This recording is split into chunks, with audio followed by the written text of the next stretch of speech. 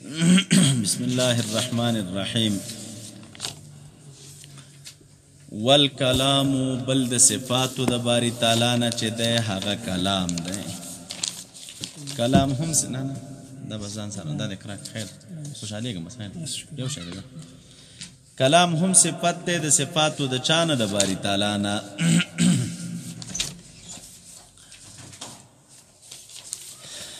نو درته ویلې اجمالاً چې والکلامو بل صفت ته صفاتو د باری تعالی نه چې دی هغه کلام دی او دام ازلی صفت دی.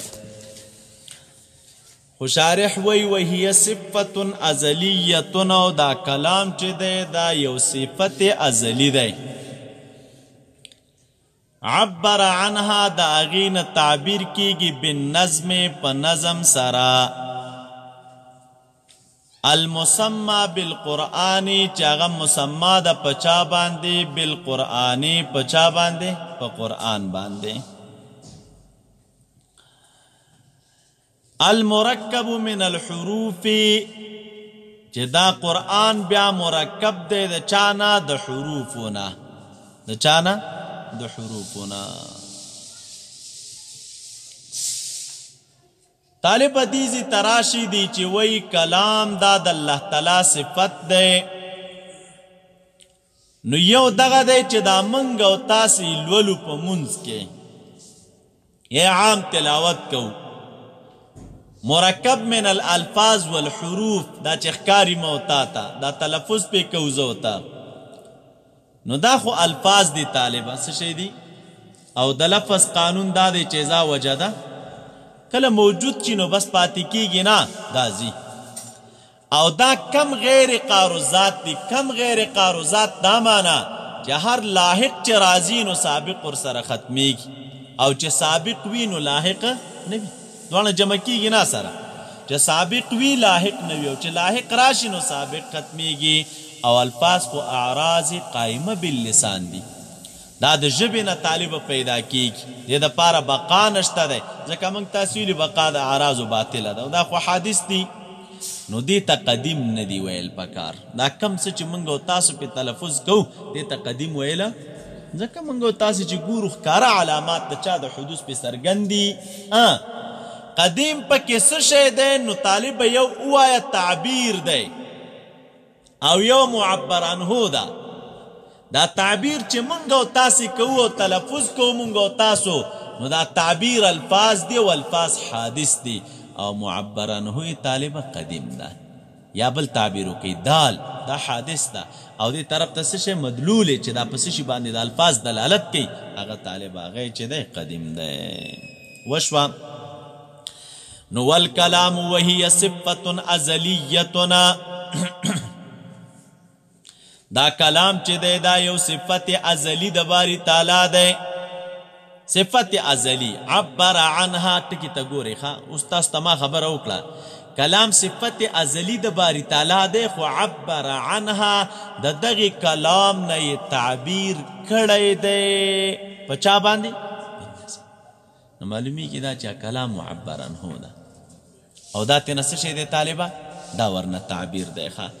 او دا تعبیر مرکب من الاصوات والحروف دی دا دال دی ور باندې او هغه مدلول دی.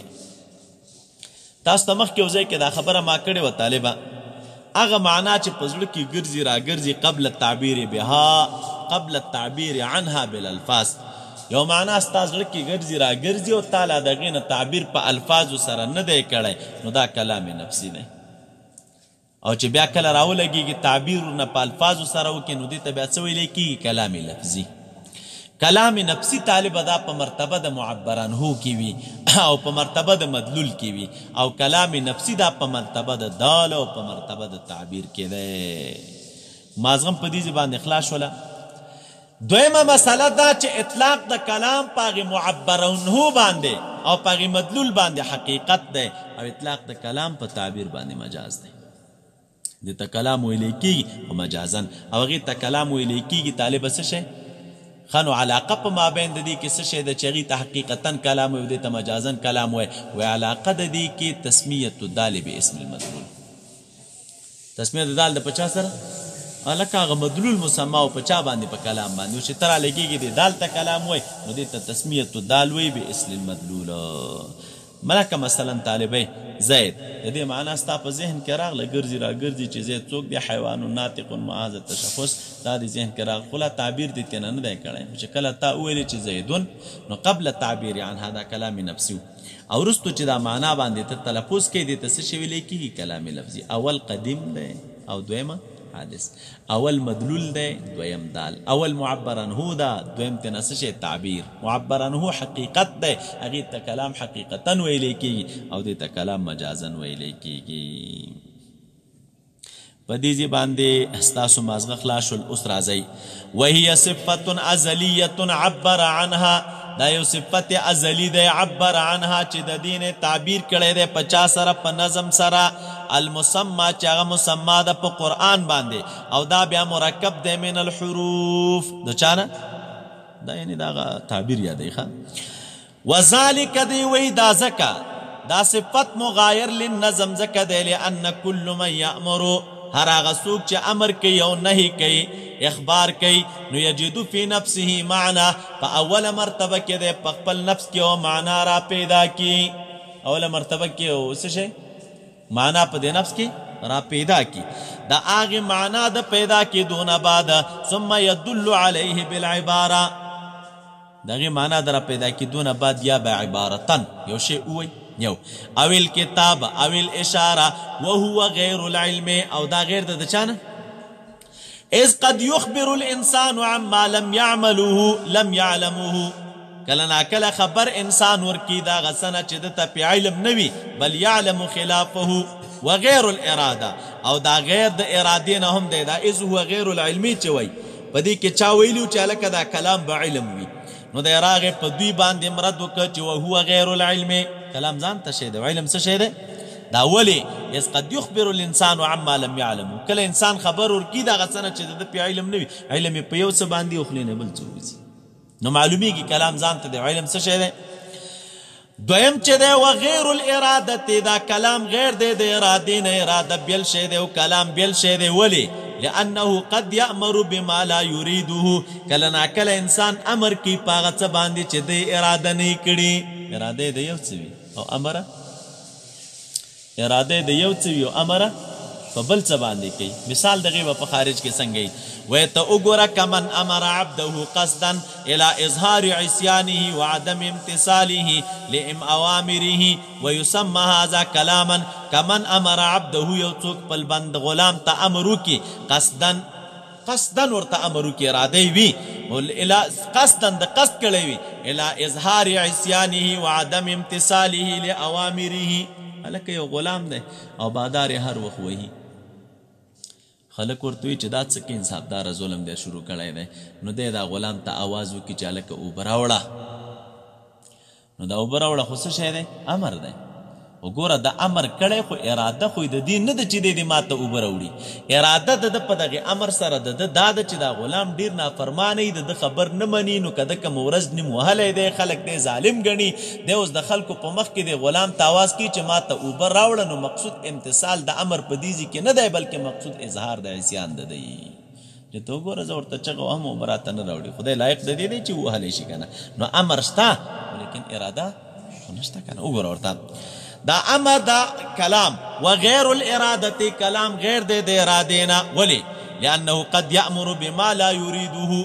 کله سړی امر کوي په هغه څه باندې چې اراده یې نه کړي د هغې شي امر وي خو اراده د هغې شي نه کړي کمن امر عبده څوک خپل غلام ته امر وکړي قصدا الى اظهار عصیانه مقصود په دې کې اظهار د عصیان د ده وي وعدم امتثاله لأوامره ويسمى هذا كلاما نفسيا او دي كلام نفسي ویلې کیږي على ما اشار اليه الاخطل الک کلام نفسي ورته ویلې کیږي ځکه قائم بالنفس دی د مدلول ته د مدلول ته ویلې کیږي او هغه تعبیر ته کلام لفظي ویلې کیږي وای په دې باندې څه دلیل شته دی چې مدلول ته کلام نفسي وای او دی ويسمى هذا كلاما نفسيا على ما اشار اليه الاخطل بقوله شير سلم كتيرو ان الكلام لفي الفؤاد کلام کو په فؤاد کی کلام په زړه کی وی وانما جعل اللسان على الفؤاد دلیلا دا ژبه چې دی دا په زړه باندې څه شی وي دلیل وي نو معلومیږي خبره جوړیږي هلته نو هغه چې کوم جوړیږي هغې ته کلام حقیقي وای او دا ژبه باندې چې کوم څه ویلی کېږي نو هغې ته دال ویلی کېږي په چا باندې په هغې کلام حقیقي باندې او بل وقال عمر رضی الله عنه انی زورت فی نفسی مقالة وکثیرا ما تقول لصاحبک یا عمر رضی الله عنه ویلو انما زورت فی نفسی مقالة نو مبارک و یقینا ما جوړه کړې وه په خپل نفس کې څه چې ډېر کرت ګرځي په زړه زما کې یوه وینا ډېر کرت یې ګرځي په چا کې زړه کې چې وینا ګرځي خو معلومیږي چې کلام په زړه کې شته که نه دا وینا د عمر موږ او تاسې خپل عرف کې مو لکه زړه کې مې خبر وګرځېده نو خو معلومیږي چې زړه کې خو کلام شته که نه بل دغه رنګې و کثیرا ما تقولو ډېر کرت ته ویلې صاحبک خپل ملګري ته چې ان فی نفسي کلاما زما په زړه کې یو کلام و زما زړه کې یو خبره ده ارید ان اذکره لکه غواړم چې دا خبره زه تا ته ذکر کړمه په زړه کې مې یوه خبره ده غواړم چې تا ته څه شی کړمه کله خل دا ملګري ته وایي که نه نو معلومیږي دا طالبه چې کلام نفسي شته دی هغه ځان ته دی والدلیل علی ثبوت الکلام لکه دلیل په دې باندې څه شی دی چې کلام ثابت الله تعالی لره اجماع د امت ته تواتر النقل دی عن الانبیاء علیهم السلام چې انه تعالی متکلم د دین اجماع د انبیاء را نقل دی چې خدای تعالی متکلم دی مع القطع باستحاله التکلم من غیر ثبوت صفت الکلام سره د قطعیت د دینه چې دا محاله ده چې ثبوت د صفت د کلام دی وی او تکلم دی نه وي صفت د کلام چې چاته ثابتېږي نو دا فرع د دې ده چې دا کلام به د صفت وي دی به تکلم کوی شي نو څنګه تکلم کوی شي او کلام نشته خو چې دا تکلم کوی شي نو دا قرینه په دې باندې ده چې په دې کې څه شی شته دی کلام شته دی وشوه نو فثبت ان الله تعالی دا خبره ثابته شوله چې الله تعالی چې دی له صفات ان لله تعالی الله تعالی لره صفات ثمانیه حقیقیه دي چې هي العلم والقدرة والحیات والسمع والبصر والاراده والتکوین والکلام دا اته صفات دي ښه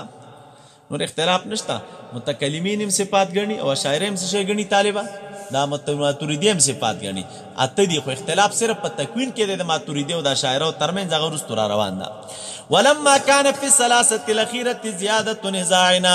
هر کله چې دی رستونیو کې زیات نزاع د خلکو لانجې وې پکې خفا و پکې نو کرر الاشاره الى اثباتها وقدمها نو اشاره مکرر کړه د دې اثبات ته او د دې قدم ته وفصل الكلام ببعض التفصيل او تفصیل د کلام او ببعض التفصيل نو فقال ویلی چې وهو الله تعالی متکلم بكلام هو صفه له دا نورو کې چون کې د چا لانجه ونه خلکو منل د رستونیو کې اختلاف او خاص کر پچا کې صفت الکلام کی چې معتزله او انکار او ابتدا کې مونږ ویلو چې دا مشهوره مسله د علم الکلام او ځکه دا ټول فن مسما په چا باندې شو په علم الکلام باندې شه نو دی وې ځان ته جدا راواخستله نو تر یو ځای په دې مسله کې وضاحت کړی دی